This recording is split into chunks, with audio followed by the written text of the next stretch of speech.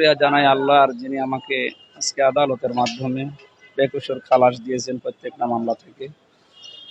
এই মিথ্যা মামলা শুধু আমি না, বহু মানুষ এখনো পর্যন্ত কারাগারে আছে, বিশেষ করে আলেম ওলামা যারা আছেন। এটা আমি আশা করব আইনি প্রক্রিয়া এবং নির্বাহী আদেশে সব যেন একদিনেই এই সব মিটিয়ে ফেলা হয়। কারণ আপনার কাছে কি মনে হয় যে এই ধরনের অভিযোগের প্রেক্ষিতে যে বিভিন্ন আলেমদেরকে আটক করা হয়েছে সেটা আসলে কতটা যৌক্তিক?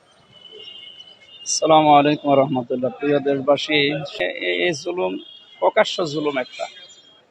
জুলুমকারীর কারণে আল্লাহর যে গজবগুলো আসে তার ভেতরে অন্যতম হচ্ছে এই অতিবৃষ্টি অনাবৃষ্টি। সুতরাং এই দেশকে যদি আমরা আল্লাহর রহমত দয়া দিয়ে পরিপূর্ণ করতে চাই, এই জুলুম বন্ধ করা লাগবে। যারাই মজলুম অবস্থায় আছে হাজারো মানুষকে তাদের যেন মুক্ত জীবনে ফিরিয়ে দেওয়া হয়। আর এরকম এই জুলুম যারা করে তাদেরকে এই জায়গায় এনে শাস্তির আহ্বান জানাচ্ছি যারা দায়িত্বে আছে রাষ্ট্রের। আমি একটু আপনার কাছে একটু ক্লিয়ার করতে চাচ্ছি, শুনতে চাচ্ছি, সেটা হচ্ছে যে আপনারা যখন ওয়াজ করেন অনেক ক্ষেত্রে অনেক উদাহরণস্বরূপ অনেক কথাই বলেন, তো সেটিকে আসলে আইনের প্রেক্ষিতে এনে আটকিয়ে রাখা বা আপনাদের আলেম সমাজের অনেককে আটক করা, এটা আসলে কতটা যৌক্তিক বা আপনি কি মনে করছেন আপনার প্রেক্ষিতে যে ঘটনা ঘটেছে?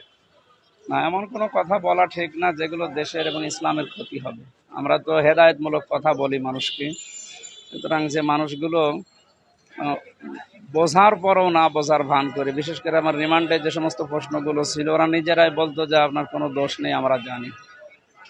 এরপরও ওরা যে জানা শোনার পরে ভুল করে, এই ভুলগুলোর শাস্তি হওয়া দরকার, নয়তো এভাবে ভুল বাড়তেই থাকবে। সুতরাং যারা এই সমস্ত কাজে জড়িত তারা আশা করছি থেমে গেছে, সামনে যেন এরকম কোনো কাজে কেউ জড়িত না হয়।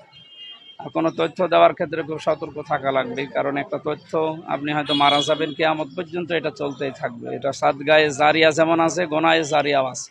আল্লাহ আমাদের হেফাজত করুন। ঠিক আছে, ধন্যবাদ। আপনার নামটা একটু